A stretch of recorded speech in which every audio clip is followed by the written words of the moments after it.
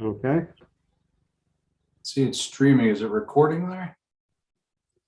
It's streaming, so that it records there, it archives there.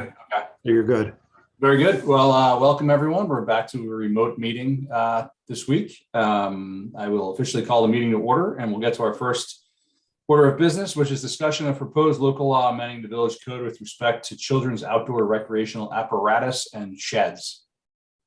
Okay, Mark, do I have your permission to call them swing sets so I don't have to go through the whole term?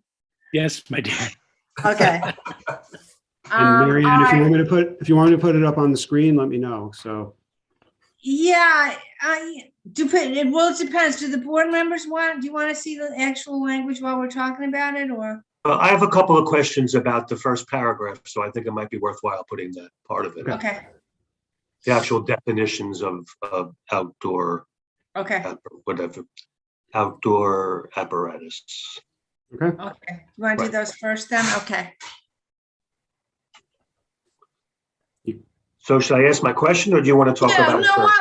why don't you ask? We may as well start at the top and then, Okay, so my question is, in the definition of children's outdoor recreational apparatus, right? it says that it shall include but not be limited to a swing set, sandbox, jungle gym, and I assume trampoline or something like that. But it says that it does not include a playhouse, treehouse, or accessory building.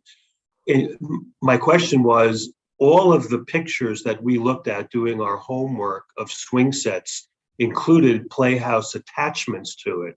And I wasn't sure if your definition of playhouse included those or excluded those. You know, if your playhouse, if the playhouse that's not included is really a major structure and not just something that's fun.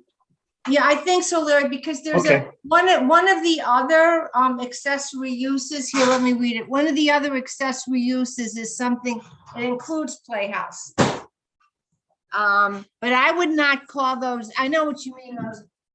They look like little houses. They're usually raised up on the thing. Yeah, no, Right, and they're all attached to the swing sets. Yeah. Could we yeah, say a standalone playhouse? Wouldn't that be more obvious? Yeah. The reason why is I agree. I would think intuitively, you think of that as a playhouse segment of the thing. So I think it's going to cause confusion when it's being read. Okay. So Most of the ones,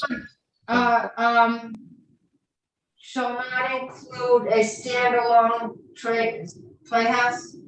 I think because that, or freestanding, or however you feel comfortable wording it. right? Because Larry's right. When we looked at the examples, almost all of the ones had, and they were usually raised. They were usually at the top of the slide or something like that. But I guess some were lower down. But see, yeah, the next permitted use in the accessory uses is garden house, tool house, playhouse, private garage, or similar building customarily incidental to the residential use of the premises. So it seems So these are major constructions, right? yeah, playhouse is a separate, if it's a separate building. So not include. Or the other way, oh, I see. Not include a standalone, because the other way to word it is somehow to say it does include integrated playhouses. You know what I'm saying? Yeah, I'll just put a standalone playhouse, treehouse, or similar accessory building. That's okay. And I would just comment in general on that same sentence that sandboxes are much less common now, I think, than trampolines. We may want to actually include trampolines, the wording of trampoline. Yeah, but aren't trampolines aren't usually affixed to the ground or anything. No. They just shall include, but not be limited to.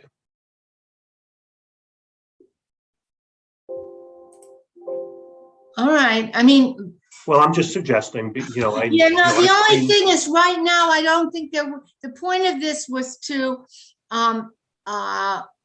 pull swing sets out of regulation, I don't believe trampolines are, because they're it's no different than putting, a blow up. Yes, because you can move up. Swimming pool in your yard. You know what I mean? some of them are pretty big. Yeah, but Yeah. I mean, I'm not saying that I'm coming down on either side, but I'm making the point that Some of those, yeah, If some of you the want- trampolines are small.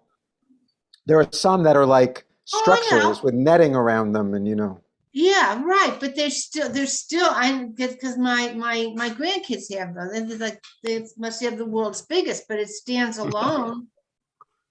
Right, So, you okay. know, Yeah, I wouldn't mind having the word in there just because, how everyone gets so legalistic. Especially who came up with Right, I this? mean, I'm just thinking I see a lot more trampolines than I do sandboxes around.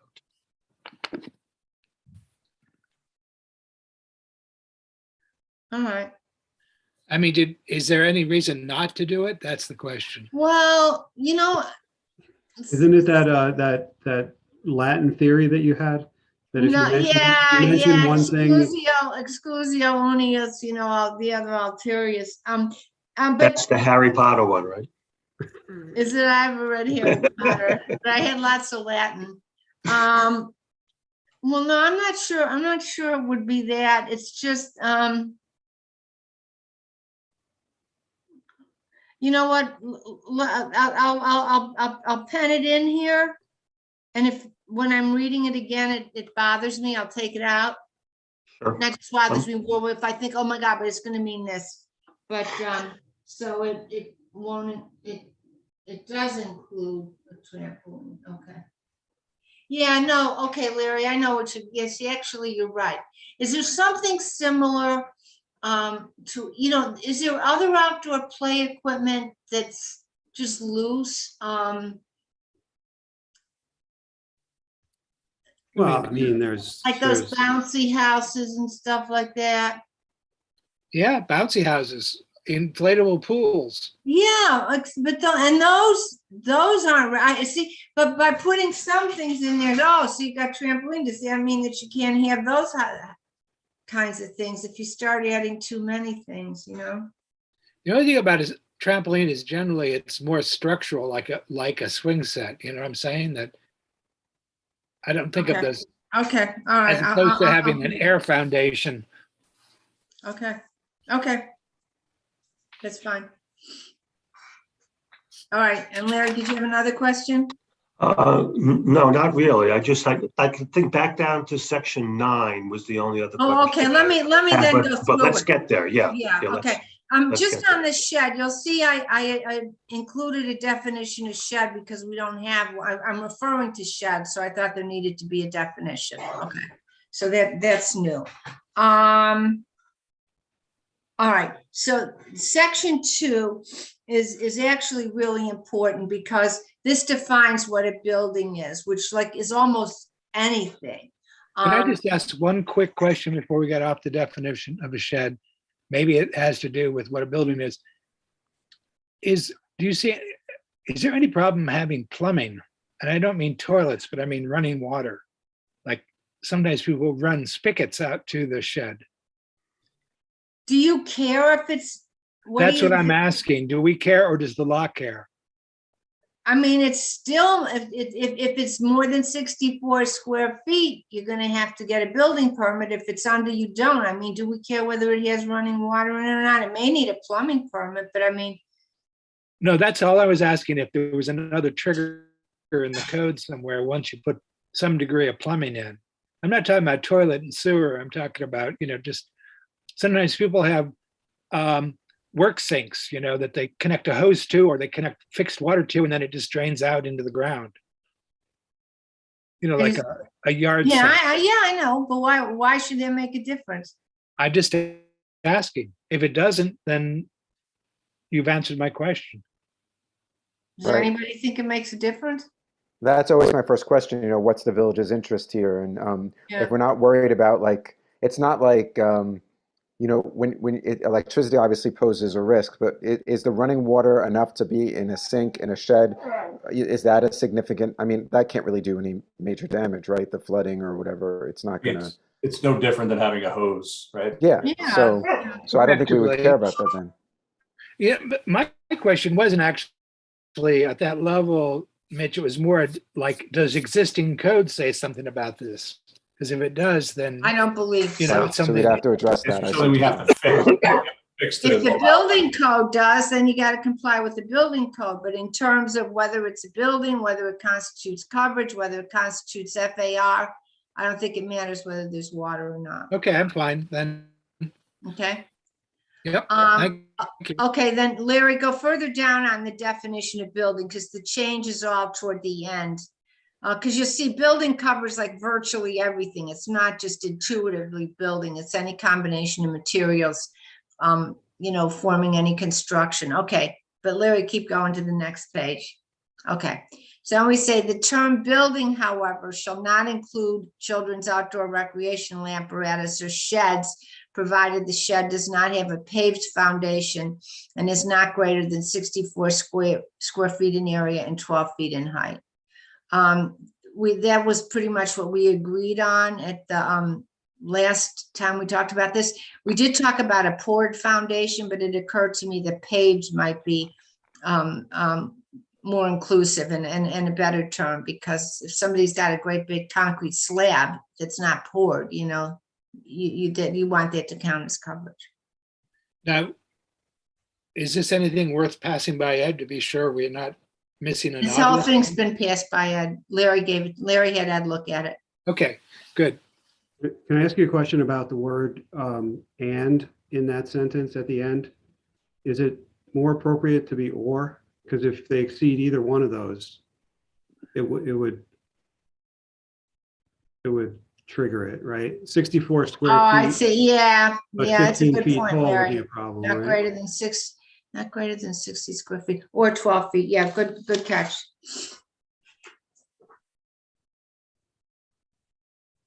Okay. All right, then go to the next one. It just adds these two things to the list of permitted accessory uses. They're permitted now, but under different classifications. And I know the title of this section is accessory uses in one-family residence districts, but when you go to the two-family district and the multifamily district, it says all accessory uses permitted in the one-family district. I So- wondered about that. Okay. Yeah. That's just how the code reads on that. Okay. Then, all right, I'll keep going, Larry. Section 5 now. Maybe you have to make that correction for the and again. And 12 feet in height. Oh, yeah, not greater than 64 square feet or 12 feet in. No, Yeah. let's see, it's a negative, so I'm not sure if that's true. Not greater. Now you're pushing my mental capacity. I always hate when people do this and or thing, but I'm gonna make, maybe if I'll either put or and or I'll look at it. No, I okay? think it has to be an or because you're saying and are not greater than 64 square feet in area and 12 feet in height. So if it was greater than 64 square feet, but not 12 feet in height, the end wouldn't apply, but with the or it would. So I think, don't we need it to be an or? I think or is correct, yeah. Okay. All right, so that has a list of a bunch of exceptions to yard requirements, like, you know, eaves, overhanging eaves, and, you know, stoops. So we would add to the list of exceptions, sheds that do not have a paved foundation and are not greater than 64 square feet or area or 12 feet in height, and children's outdoor recreational apparatus may be erected anywhere on the lot except as provided in 224-154. Now, that doesn't mean it's banned altogether, but if you want anything in the wetlands buffer, you've got to get a wetlands permit. So it's just as provided in there. Okay, and then as provided in 224-51C, we'll get back to that, the Croton Aqueduct buffer, because I'm not sure we settled on that. And then lastly, in front of the, I'm sorry, it's kind of awkward, but I can't think of any other way to put it. In front of the front facade of a dwelling facing the street or public way. There was something Ed thought was important, and this language worked for him. So I did have a question about this because there's a couple of houses, for instance, along Broadway in the Broadway buffer, which are, especially at Strawberry Lane or whatever, where the side of the house is facing Broadway. Do we care about that? Do we care? I don't really particularly think people would care about swing sets, but what about if someone decided to put a shed right near the property line, which would be right out near Broadway? Wouldn't we care about that? That seems like a visual intrusion at that point. There's not many properties like that. Most of them have the house facing, don't have the side front yard kind of issue along Broadway. I mean, that's something for you to discuss. I mean, because what we said was that they could be anywhere on the lot, so. Right, But- and then, like I'm saying, there's only a couple lots like this along Broadway that I can recall, because they have to be corner lots, right? Yes. Yeah, Broadway ones would be. There's one at the corner of Ardsley Avenue, but it's completely screened from Broadway.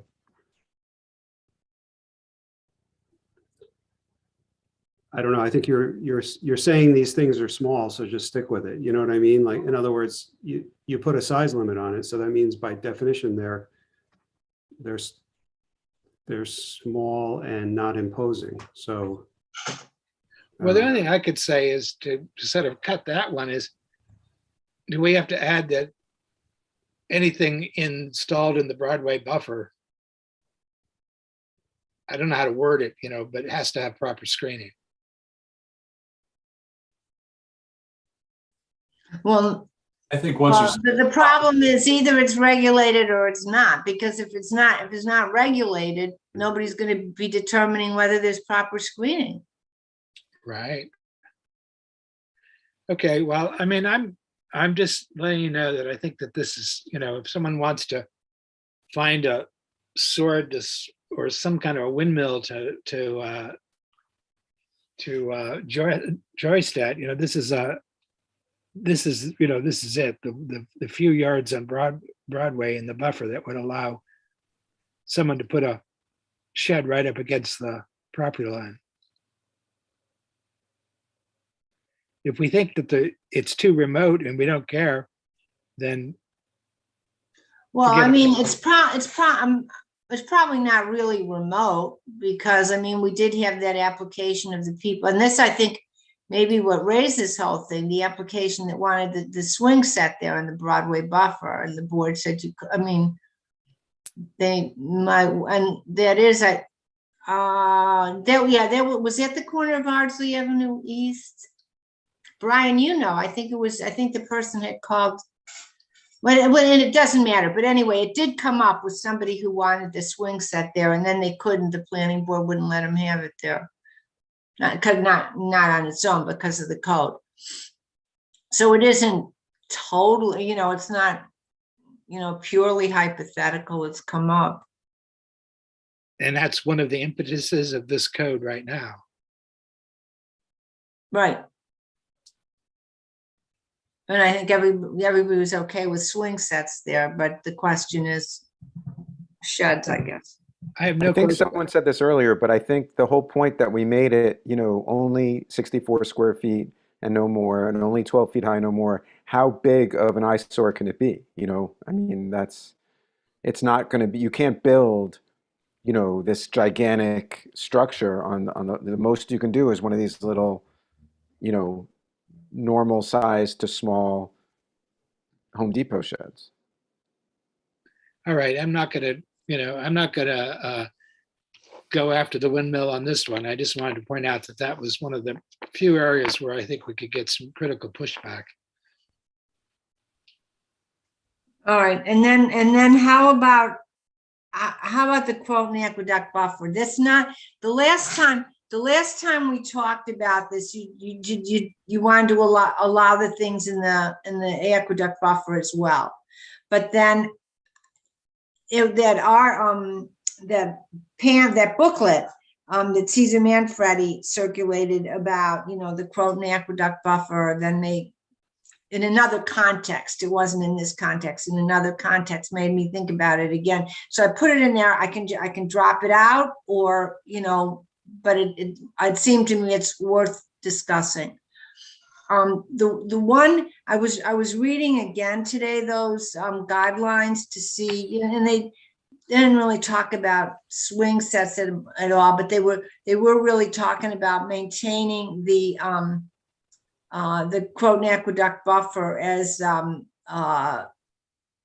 green with trees and plantings and whatever. And it just, I mean, if you're putting a swing set in, I mean, maybe there's not trees there, but let's say there were, you know, you take them down and put in the swing set, there wouldn't be anything to prevent that really, but anyway.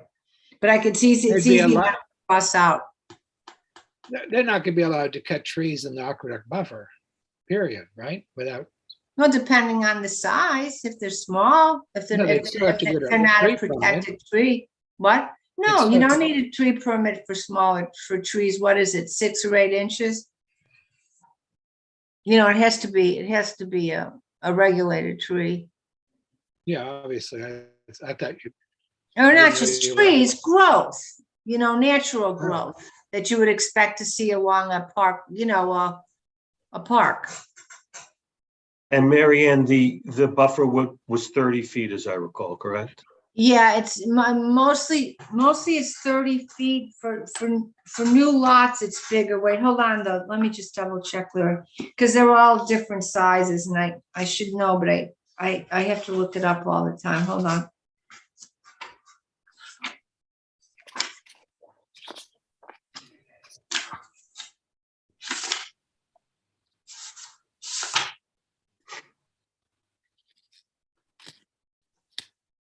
$224.51.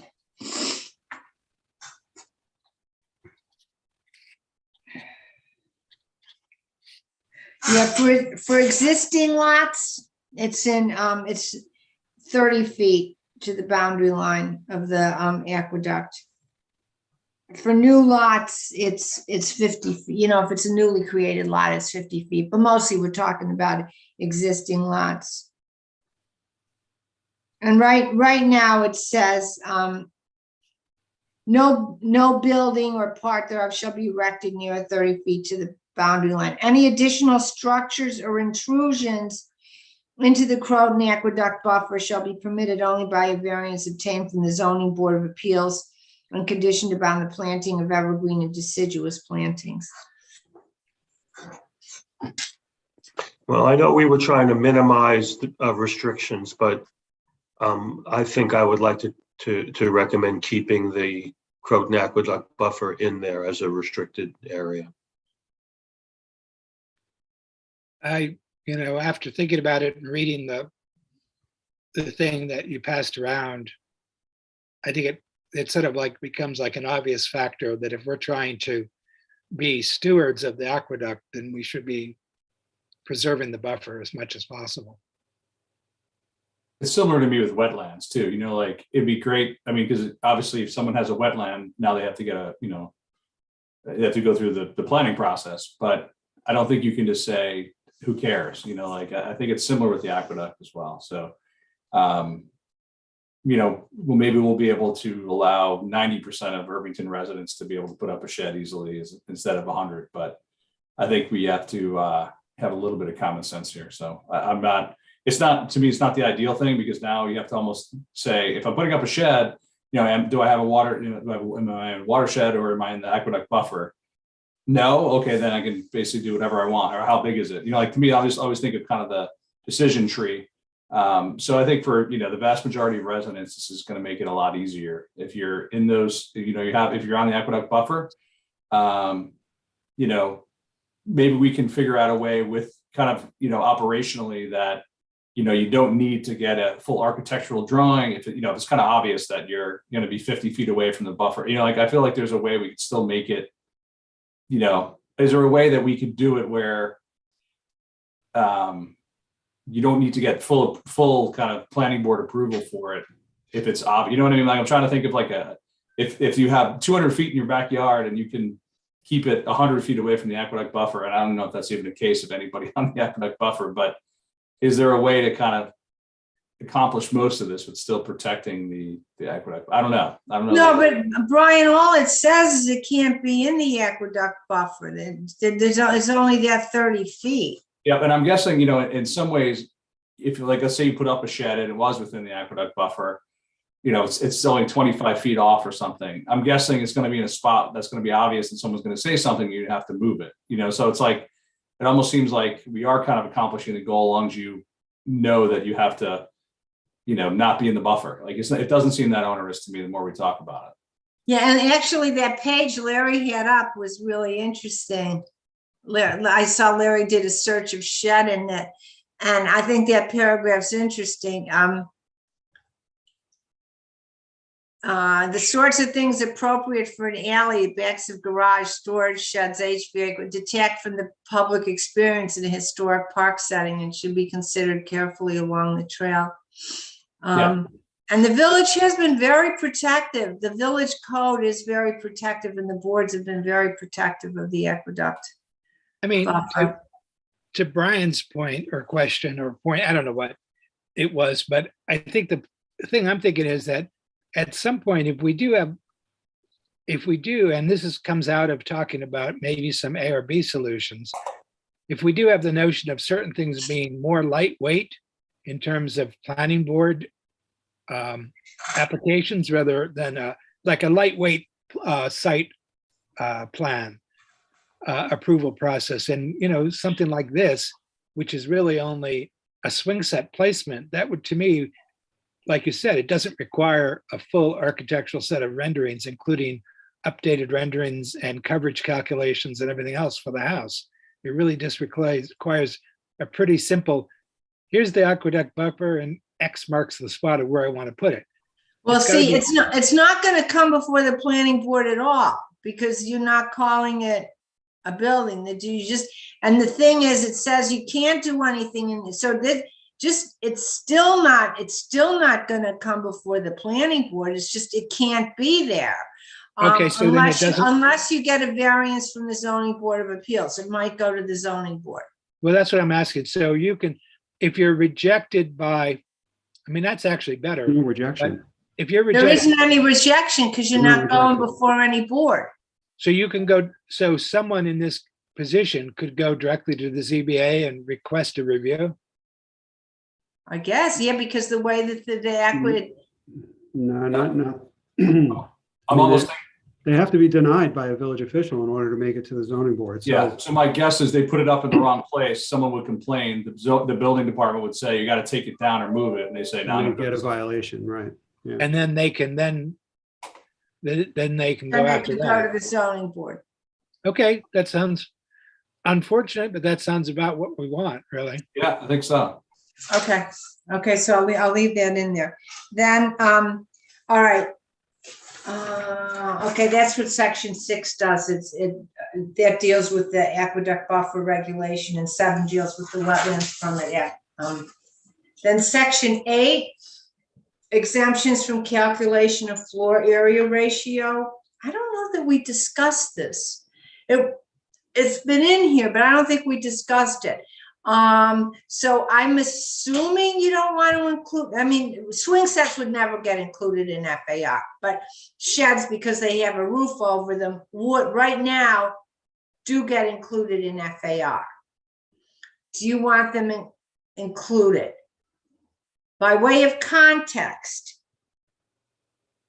garages are at least 250 to 400 feet of a garage, depending on the size of the lot, is excluded from FAR.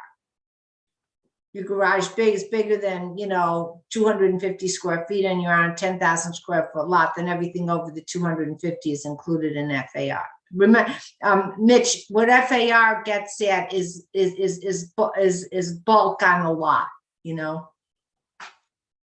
So the question is, do you want sheds excluded from FAR? I mean, I think it probably only makes sense because they're not getting regulated. So who's going to measure anything? I think you do exclude it. And you've got the and/or question on that one too.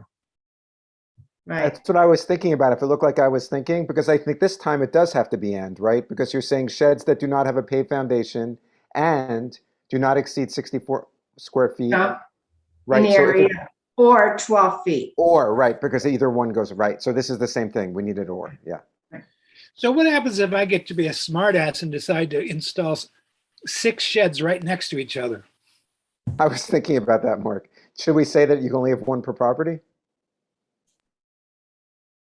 It's an interesting question. That's all I'm asking. 'Cause Well, do you want to say only one per property, or do you only want to say it doesn't get included if there's only one? I mean, I think if there's only one, it doesn't get included. If you do more than one, then you're playing some kind of friggin' game with everyone. well, no, not necessarily, Mark. I mean, I have no. I'll tell you what. I have a neighbor up in Wellfleet behind me, and they have two. They're really quite attractive, and they have 2 sheds. I don't know what they do with them. What, a kosher and a non-kosher shed? Or like a potting shed and like you put your I mean- lawnmowers in the other one. And it's- Sounds like an edge condition. Yeah, I think talked so. about last time. It's something like that. So it's not inconceivable. And these are people who keep a real nice, property. Okay, so then maybe 1 isn't right, but 2 then. You know, what I'm saying is that should we have a limit? Or is Because it just, otherwise, or is it the square footage of them that you can't have, you mean total? yeah. Like it says, what do we have, 64 square feet or something now? Yes. Yeah. You want to have 2 small potting sheds, that's fine, but 2 60-footers are not, okay? Wait, Well, you'd so, have to say something like the aggregate, if you have more than 1 shed, the aggregate has to be under, some number. is that number not, it's less than the double of the 64 and 12 though, right? Is it? Well, the question is, do you want 2 big sheds on the front? Well, they're not that big, but you know what I mean. Yeah, I mean, to me, you probably don't want them both to be this big, the 64. So maybe say no more than 100 combined or something. So then it's only, I don't know. Or are we starting to get more complicated? Yeah, I know. This is really, See, because if people have a second shed, we're not saying, in this provision on section 8 that we're talking about, it's not preventing the shed, it's only including that in the coverage. And if they're not right up against their coverage amount, then it won't affect anything, right? Right.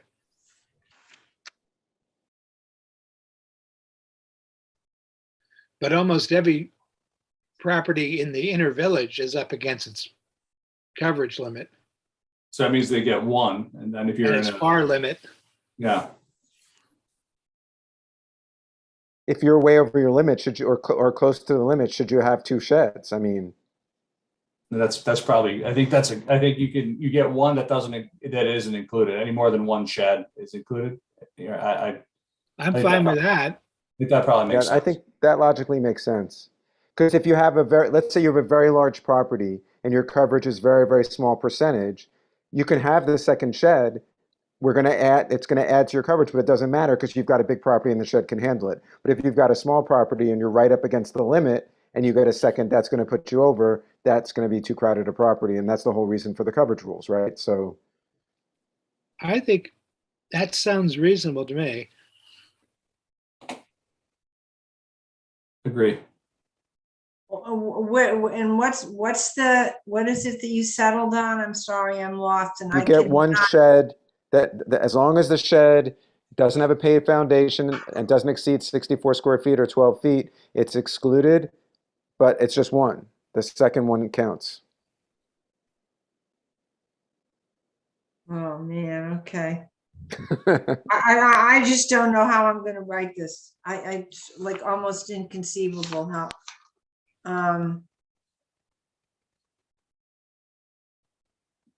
Because what we're doing is defining, oh, Jesus. Can it say a first shed that does not have a paved foundation, blah, blah, blah? No, but look at how we're defining building. Hold on.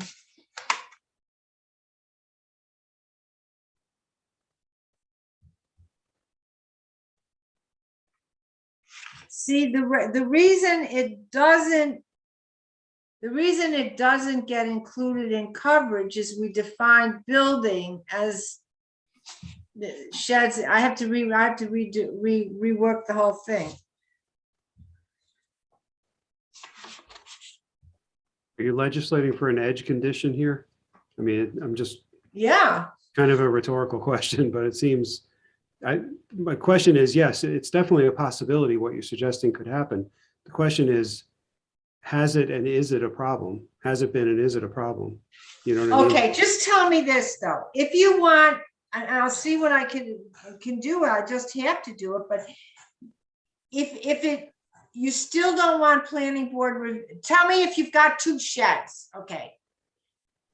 You want one of the sheds to count as coverage, right? Right, I'm think not that's what getting. it If it's possible. I mean, obviously, Yeah, no, okay. I'm trying to get at what you want. You're not saying if you have more than 1 shed that you wanted to get a building permit or have planning board review. Correct. Well, can you do that though? Can you, how does anyone double check FAR or coverage if you're not submitting a site plan? but if you do something else, right, and then you have to submit a site plan with the coverage, then it would get picked up then, right? Or if you went to get a C of O adjustment, yes. Yeah, but I mean, you there's a have- difference between the rule and the enforcement of the rule, right? Like, you know, that can be the rule. There's no enforcement in the immediate, in that you don't have to get a permit for a building shed anyway, or You know submit what? a, I almost feel like we should just leave it and see if anyone complains. that's also a good idea. I think that's what Larry Schopfer was getting at. I'm happy to not anticipate someone putting up 6 sheds in a row. And just, you know, if this was the big loophole, then, you know, the shed multiplier out there can take advantage of it until we close the loophole. But Maybe there's somewhere else in the code. We can just say you Yeah, can't have more than, let me just ask you though, am I correct that your only concern is if there's more than 1 shed, you want it included in coverage in FAR? Ideally, but I think I'm being talked into. Yeah, no, Yeah. let me fool around with it. If it's possible, I don't know. I'll see if I can do something without. And you're right, Mark. How would you know? You know, if they don't have to go before the planning board and the building inspector, but if it's a bad situation, it'll usually come forward one way or another. that's what I'm saying. If these people start complaining, but you know, if we I'll don't, try. I'll see if I could do that without having to make it so complicated. Nobody's going to be able to understand it. I mean, that's the problem. Okay. unless, can you put somewhere that you just limit the number of sheds on the property, period? But I think that runs into the same problem that Larry and Brian were talking about, in the sense that, like, now you have to have all, you know, it might be easier to wait and see if people are doing that and then address it after the fact. Yeah, and then. Well, you don't need to, But you still have the problem, Mark, because I don't, unless you're gonna say only 1 shed on a property, which it doesn't sound to me anybody's had it.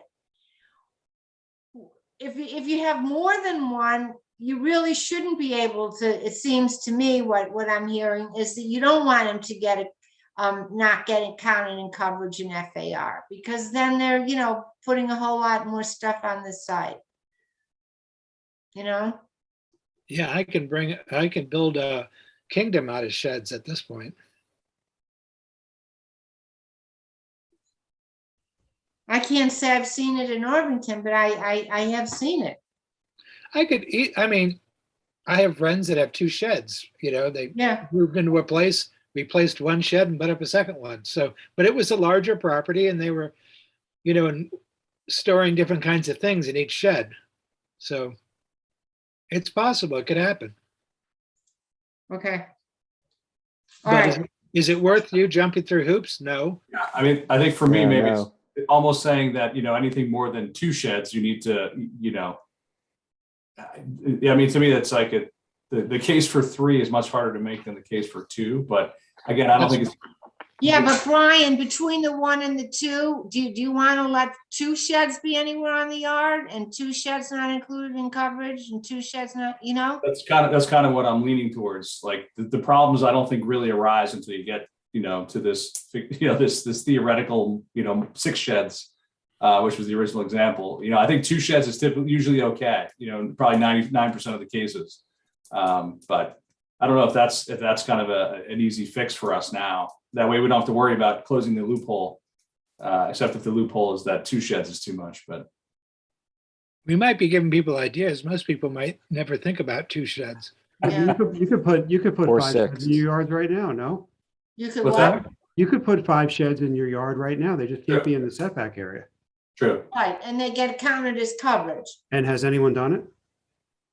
I don't know. That's what I was getting at. You know what I Yeah. mean? Like, Not that I'm aware of, but right, Well, right. no, I'll tell you, I can tell you in the last 12 years it hasn't, because you had to come to the planning board and the building department for sheds, and I would have seen them. I don't, Okay, Yeah, just no, but for all the tell me- undocumented ones before that, which we know there's a lot, right? right? So, I don't know if anyone with 2 sheds, so just drop it, I Okay. mean, unless everyone else feels really strongly, it seems like, I agree. Let's Okay. let's not worry about it. Okay, but I think we're done. And then the other 2 are just, the sections 9 and 10 are just amendments to the building construction chapter of the. Yeah, I just code. had a quick question in Oh, 9? 9, right, in 9.1. Uh-huh. Shouldn't the installation of swings be deleted as well, because children's outdoor recreational apparatus includes, that it is duplicative? And are we limiting it to 35 square feet? I thought that children, see, I didn't understand that. I didn't No, understand. we're how- right now, the code reads the playhouses. If you've got a playhouse under 35 square feet, what's not in italics is in the code now.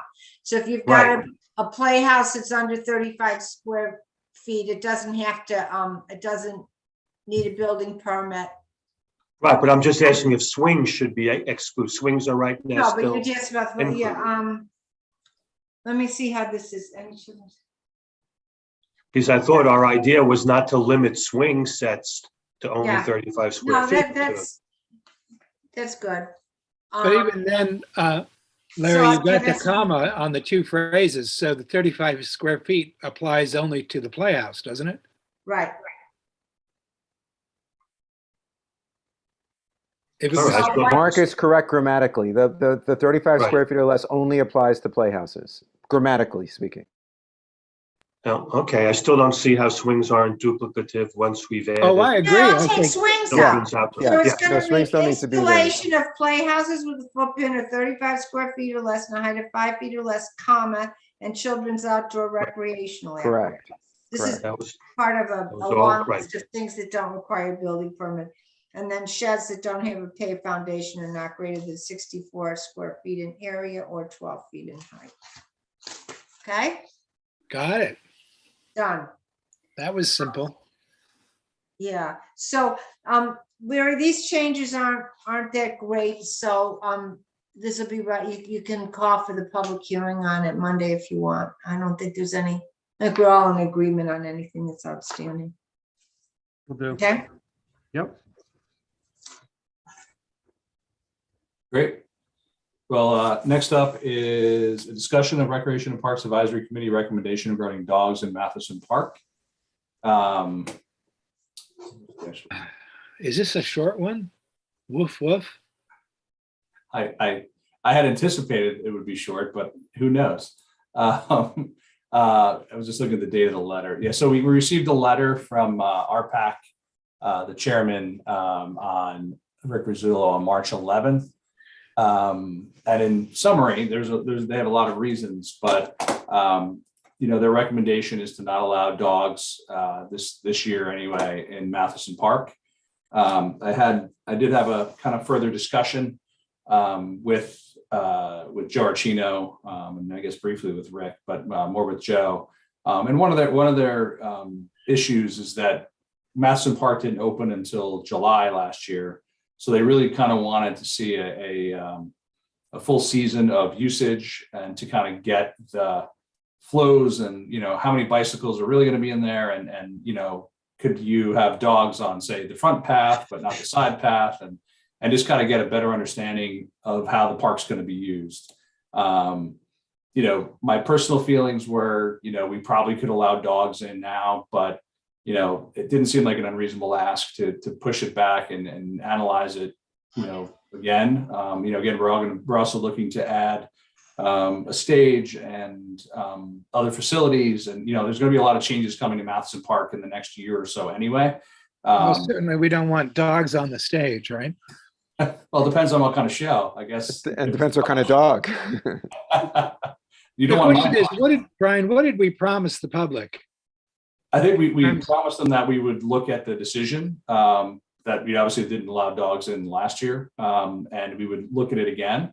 I almost look at it, this is that their recommendation as a continuation of last year's kind of pause. I do think that, they did acknowledge that we need more facilities for dogs, and they did say that they would bring up you're kind of resurrect the dog park idea or the dog run idea.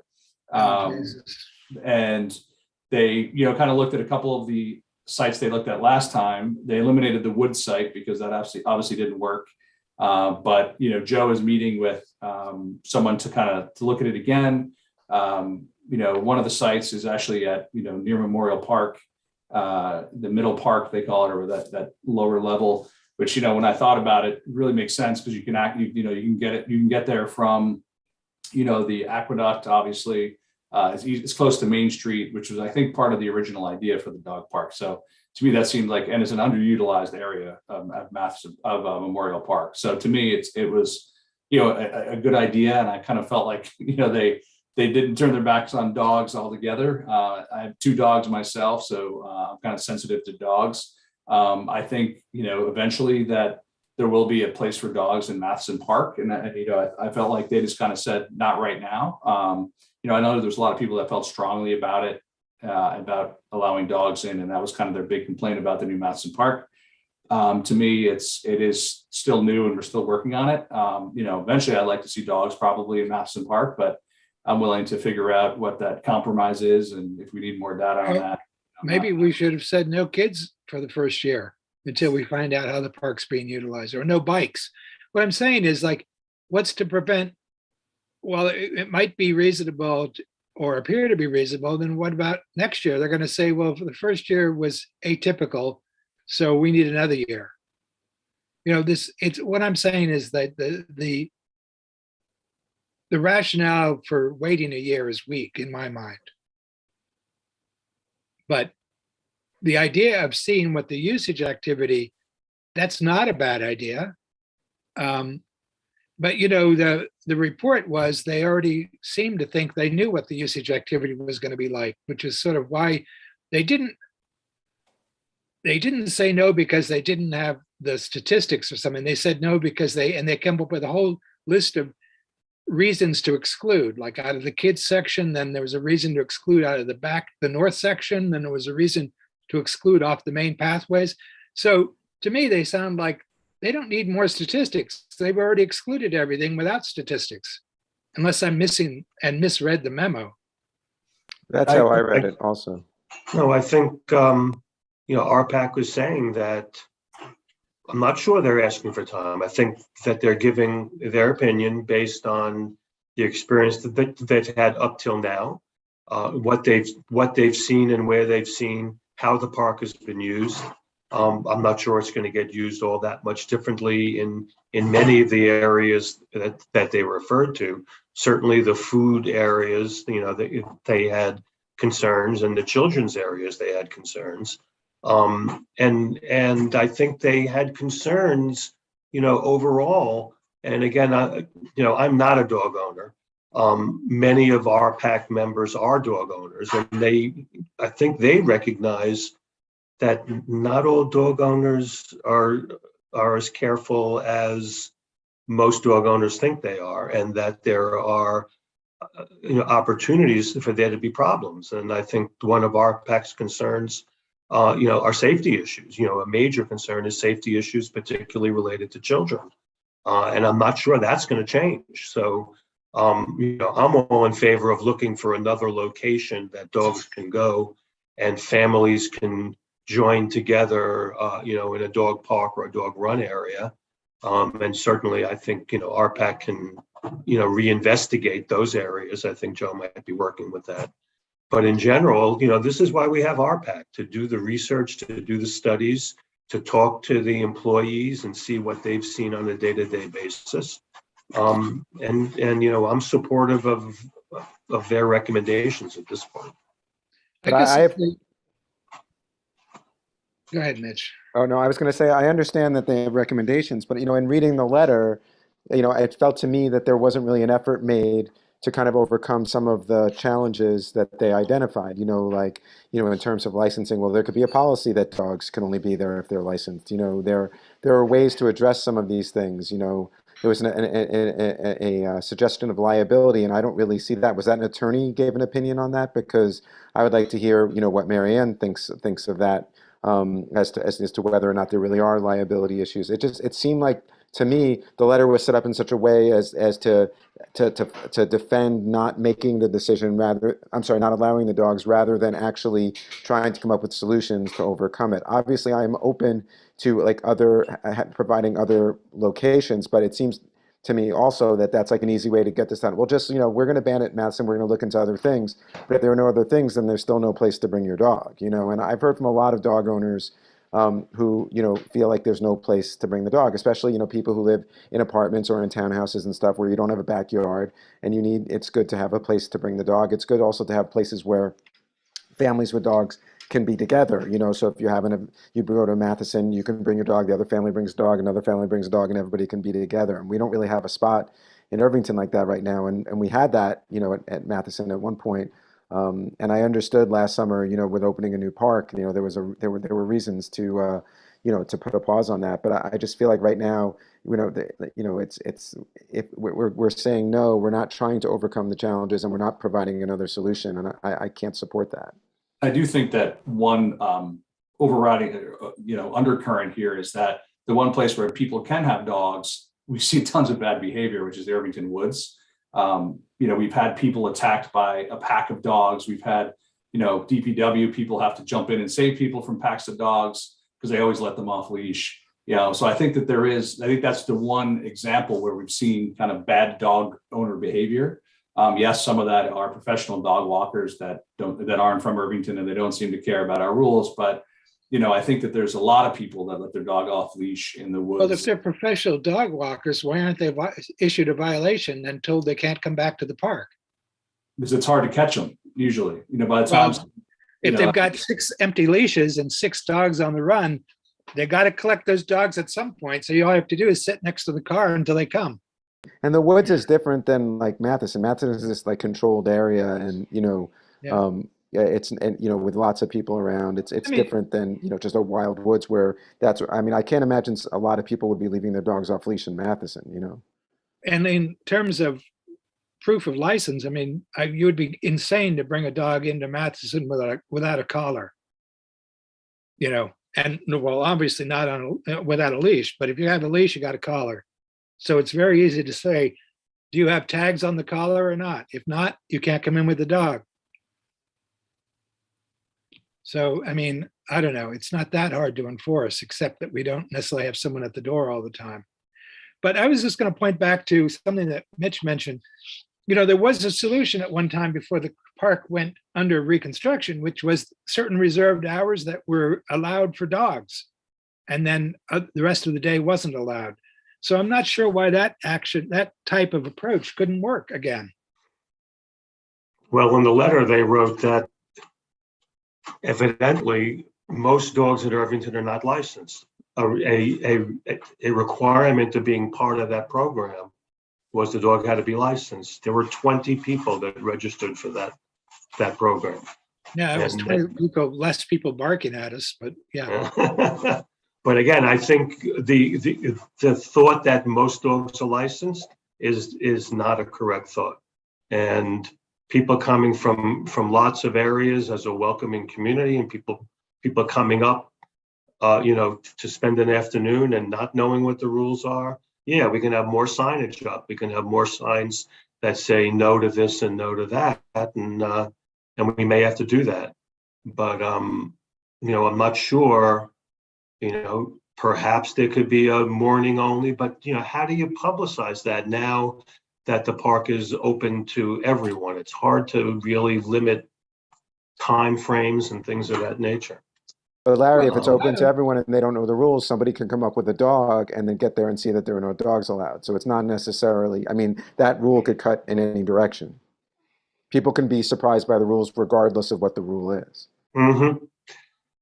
Right, and again, and they can come, and there can be dogs in who are licensed, and then people can come with dogs that aren't licensed. So there's lots of, and then we're looking at more enforcement, or targeted enforcement, however you want to look at that. Well, don't we have someone there in the park all full time now?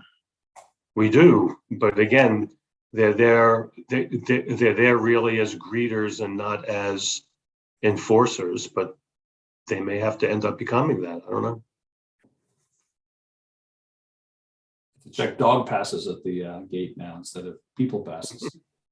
Well, check dog collars, that's for sure. But I mean, I agree that you don't want a bunch of no signs, but if there's one in particular that says dogs allowed only during these hours, that's not a no sign, that's a inclusivity sign, but it still limits.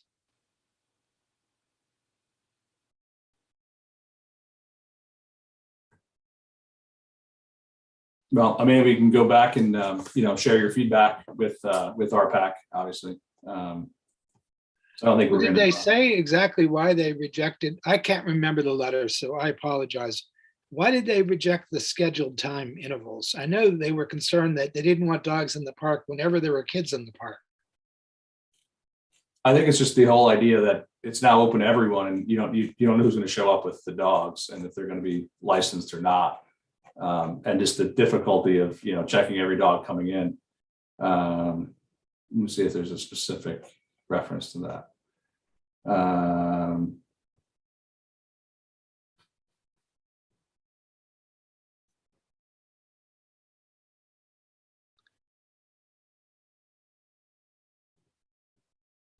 Let's see. I mean, I don't particularly want dogs in the park because I don't want to be stepping on their refuse, but at the same time, everyone is stepping on goose refuse. So I don't know, what the trade-off is. Maybe there's less goose droppings if there's dogs. Someone had sent me something that said that there are, in some of the other parks in the river towns, they've addressed that there are a lot of, there are bags everywhere, and when you make those available, it's much more likely that people will pick up. Hopefully. Don't you think that's crazy that, that you have the privilege to bring your dog into the park, but if there aren't enough bags available to you, that you're going to let your dog crap in the park and not pick it up? Oh, it's wrong. People should there never. aren't bags available. Yeah, people shouldn't let their dogs crap anywhere and not pick it up. It's absolutely. No, but I mean, that's my point. My point is it's a safety factor as much as anything. To have, for a family to think it's great to bring their dog with their child as their child's playing in the playground and kids are running around, dogs get excited and kids are not safe around dogs, and dogs are not safe around kids. Same thing, kids, parents stopping and, outside a picnic bench and talking to a friend, and the dog snaps a hot dog out of a kid's mouth, or there were so many possibilities of safety problems that I think that was the overriding issue that RPAC found. And it wasn't a question of convenience, of time frame. I think it ended up really being a safety factor, and that's sort of how I feel as well, which is why I'm agreeing with you. That's why if you had limitation schedules, you have dogs, you don't have kids. I'm not saying that sociologically speaking, I'm talking about in terms of access times. we have windows. I mean, that window in the beginning was actually pretty early, right? Like, I don't know what it was. Was it 6 to 8 or something? What was the window for dogs in the park? It was not that convenient. No, it was And not. somebody- And, and probably that held the numbers down as well. It wasn't just a question of licensure and not licensure.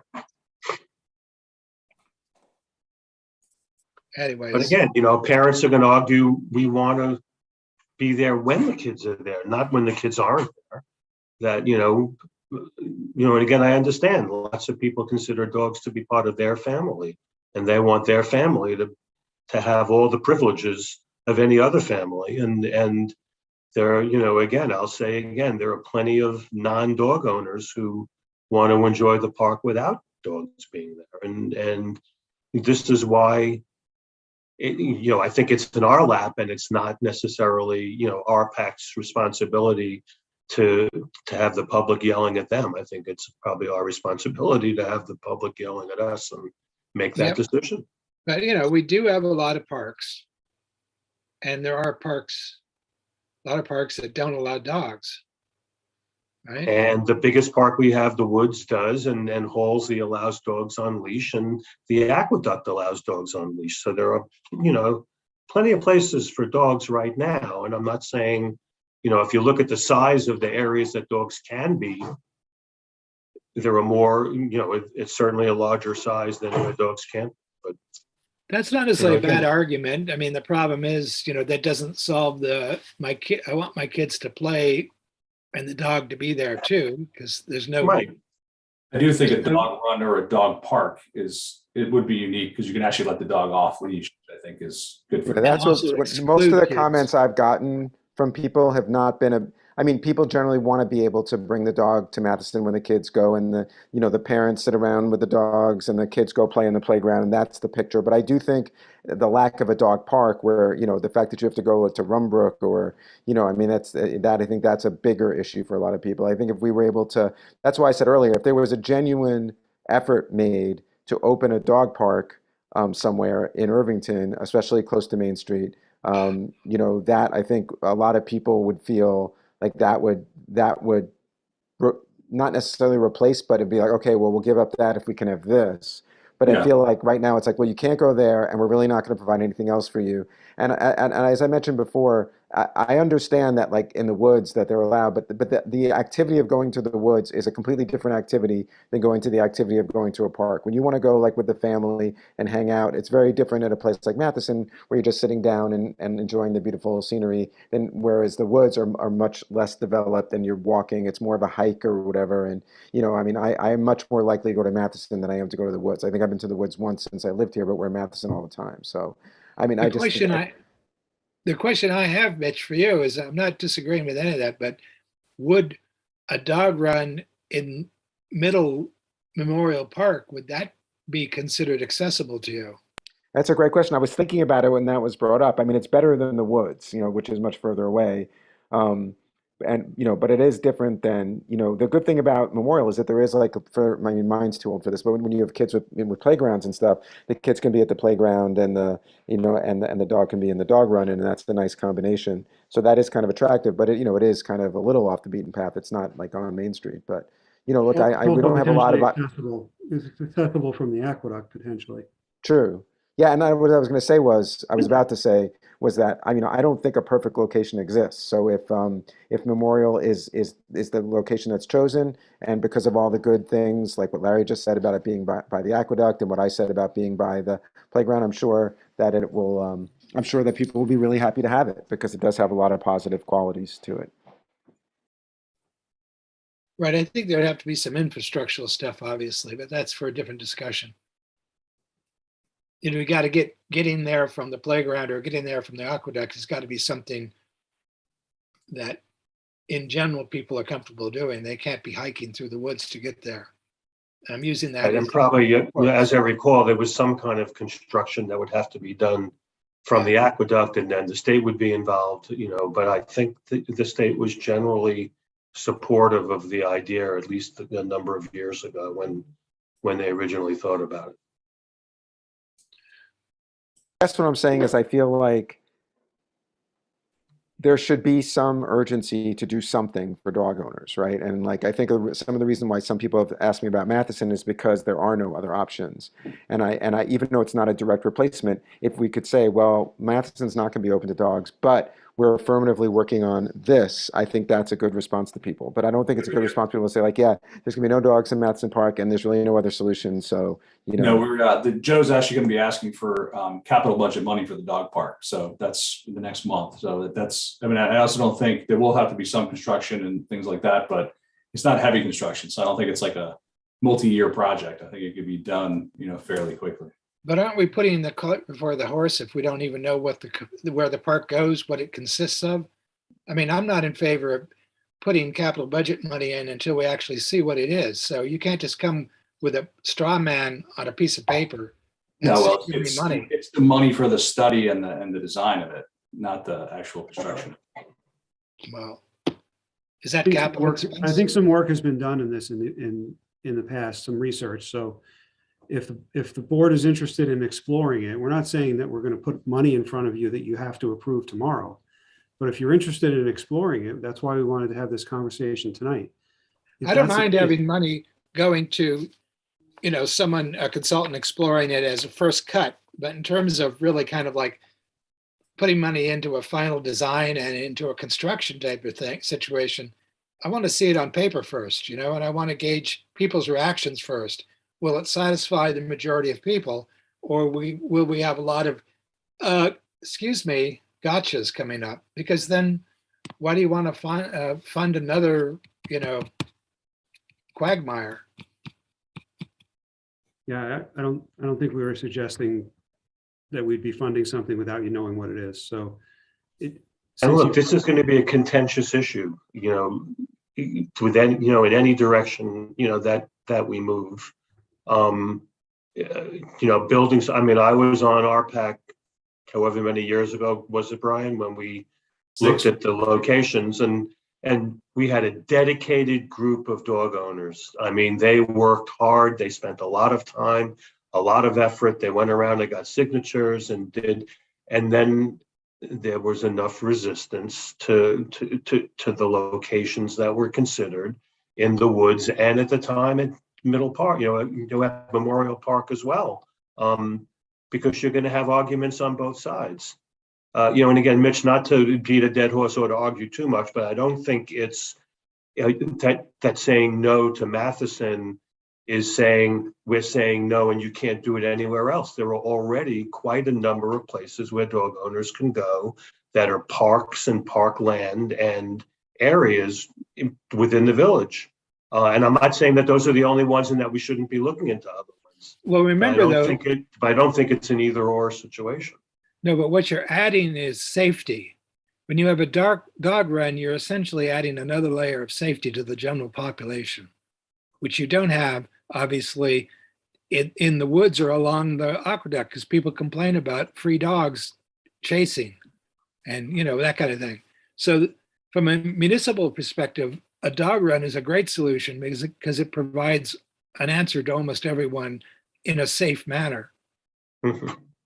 And again, part of the research which will get done, not to get into semantics, but there are differences between dog parks and dog runs and areas reserved for different size dogs. And, and it gets involved when you start doing that.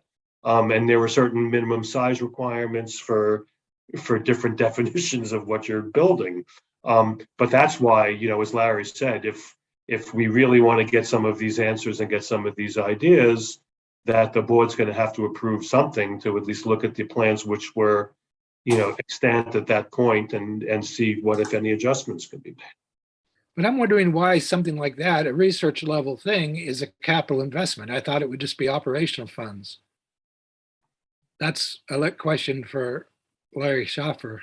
Maybe the request was going to be coming with when they're going to put in the request for the capital budget. Maybe it wasn't an actual capital item. That's what we decide if we want to. That's how much it'll be too. Yeah, I think we have to be given the time to look back at there was a fair amount of work done, as Larry Lonke just said. So we have to be given the time to pull out the research that was done, and if it needs to be updated, that's great. If we need money for a study to help update that, that's great. If we pull out the work and we realize that that virtually all the information is there and we can start talking about the substance of it, then that's great, but we don't know yet. We're just hearing this tonight, you know, as to. All right, I was just reacting to capital budget because to me, that's Oh. like way too soon. Okay, well, look, I mean, that's fine. And by the way, the capital budget doesn't have to say that it's approved in June for construction in July. It could say it's approved for June of 2023 for construction in July of 23. You know what I mean? So, because we do a multi-year plan, so you can take it any way you want. But bottom line is we have a little bit of work to do to pull some research out and see what we have.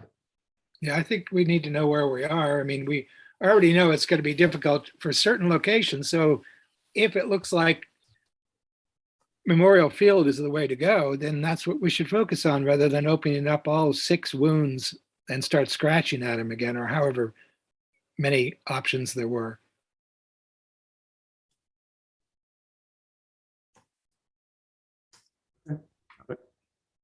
Makes sense. All right, well, I'll make a motion to adjourn if I can have a second. I just had one quick question, if I could, Sure. and that is, I still have some questions about the potential law of for the video conferencing of meetings. So, do we talk about this in this context or within only with the advice of counsel at this point? I think we can discuss it now if you want. It's Yeah, I don't. Well, what's I don't know. not clear to me is, and I was trying to get at it, and I realized it's probably better just to hear it. You know, it says you can have these meetings, but I don't know what triggers them. You know what I'm saying? I mean, it's one thing for us just to say, oh, let's have a Zoom meeting like we did for this. But is there anything that has to be in place to trigger it? Like, do we need an emergency declaration, or do we just arbitrarily, and I'm using arbitrarily in a strictly linguistic way, not in a moralistic way, but can we just basically arbitrarily decide we're going to have a meeting remotely?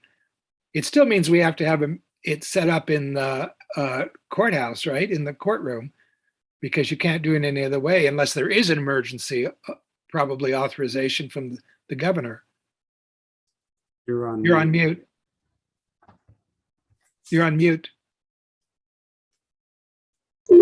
Yeah, I sent that email that it's only, essentially what this law does is eliminates the, I mean, when you read the whole thing, effectively what it does is it eliminates when Brian, you know, needs to stay home because he's sick, having to my address. This publish might the address and say everybody's welcome to sit in my living room with me, you know, which you Yeah, right come and now get sick have with to- Brian. but there have to be there were reasons because of sickness or caregiving or other things. And then you have to read the whole law Larry sent you. There's a whole bunch of requirements. You guys have to come up with the rules.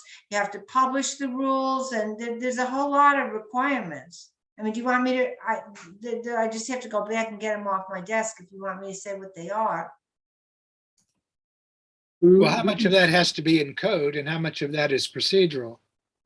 It's procedural. The only thing that needs to be in the code is if you want to permit meetings under this public officers law, which pretty tightly regulates it, you have to pass a local law that's saying we're allowing video conferencing.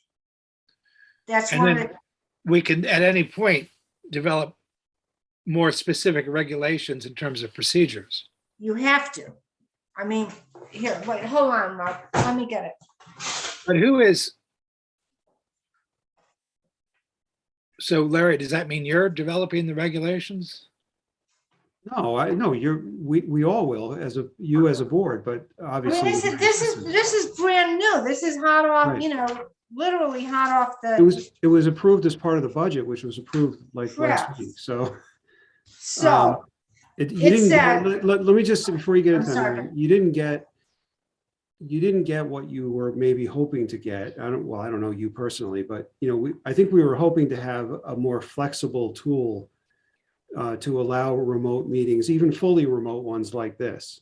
I don't Right, think that's what we had asked Tom, when Tom Abenanti asked us to write a letter, Yeah, we didn't get that.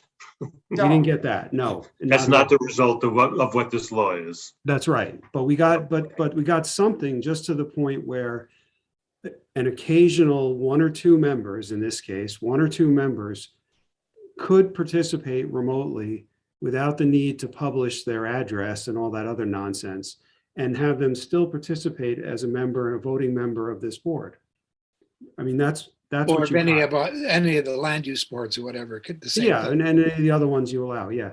So, you know, that's some flexibility. That's helpful, especially in the summer. Maybe you don't have to move meetings around so much. You schedule a meeting when there's 3 members in town, and you know, when you know Brian is traveling or someone else is not feeling well or whatever, they can still participate.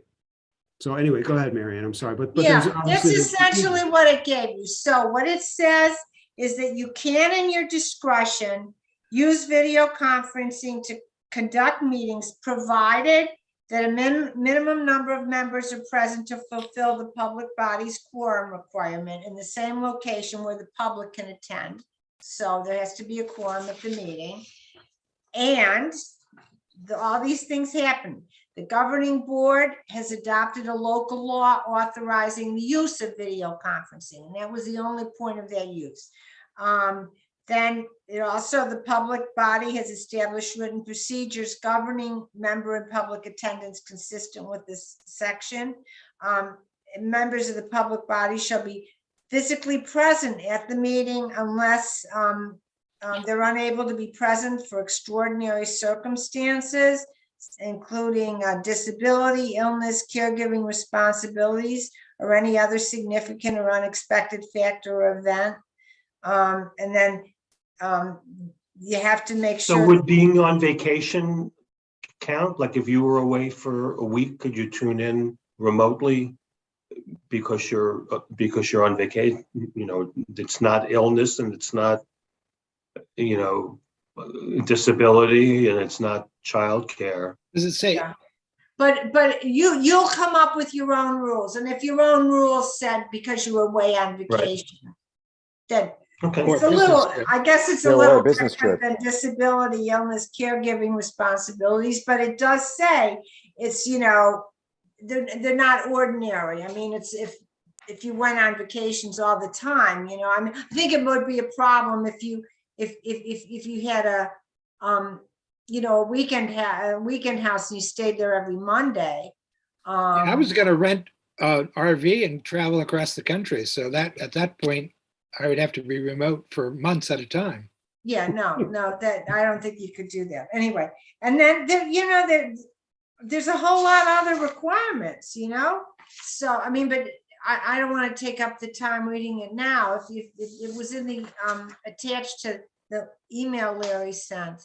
Well, okay, I guess the only thing but I the have to reason- say is, I'm sorry, Maren, you complete, and then I want to make a Yeah, comment. no, the only thing I wanted to say is the only reason, like I said, it's mostly regulated by this public officers law section, probably in the open meetings law section. But you need to pass a local law that says you're authorized to do it. So that's all this law was doing. It's not setting the rules. It's not getting specific, because once you include all those details in your own law, then every time there's a change in the public officers law, you have to amend your code, and that's just silly. So just make it in accordance with that. I'm done. Right. My only point is my eyes glaze over when I start reading some of the stuff out of Albany. So, you know, I'm not going to be very helpful finding out what the requirements of the procedures. So I'm going to be relying on Larry to outline what the requirements that we have to agree to if we have to pass a vote on it. we'll get into it. That's fine. This is really all fresh, Mark. But until, you know, you say it's okay. I mean, unless the board said they want to do that, there's no point developing the procedures and everything. Well, I So think it makes really- sense to take the step that they give us at least.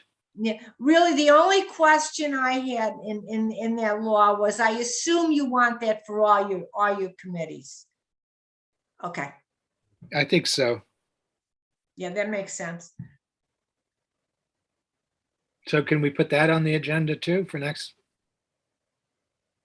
Yeah, we'll start moving them Notify. along. Yeah. Okay, that was my questions. Thank you. Brian, do you want to make a motion now? Make a motion. We're gonna, yeah, anything else, Mark? No, don't say it that way. I'll make a motion to adjourn, except if Mark has anything further, if I can get a second. So I second it. All in favor? And you have the link for We do. meeting with Mary Ann. Yep. Thanks, Okay. everybody. Good night.